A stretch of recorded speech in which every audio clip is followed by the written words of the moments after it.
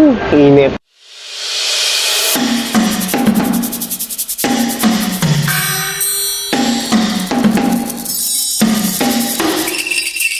Yo, good day. Nandito pa rin tayo sa may Eng Bitin. Ayan.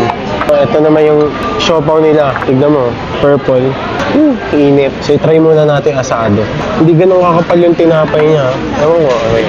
O, makapal din pala. Tatanggalin ko yung tinapay kasi hindi ako mahilig sa tinapay ng siopaw. Yo, tikman natin. Ng plain lang muna.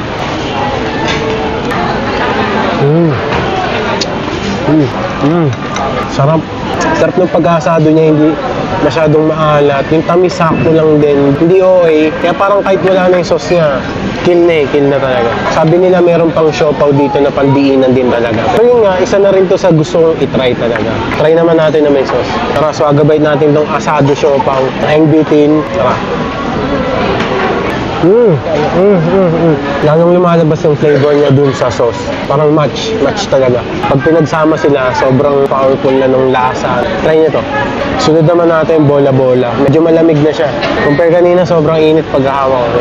Tanggalin uli natin yung yung tinapay. Paborito yung siopaw, isa sa paborito rin. Ayoko talaga ayoko ng tinapay niya kasi malambot. Try muna natin ng plain. Bola-bola siopaw ng Eng Bitin. Try natin ng plain. Kompleto. Yan, para may shrimp din siya. May salted egg, may chorizo. Lahat ng flavor ng bola-bola siopaw nandito. Pero doon ako, mas asado. Try naman natin na may sauce. Bola-bola siopaw, Eng Bitin, tara, sagabay natin. Iba talaga yung sipan pag may sauce na.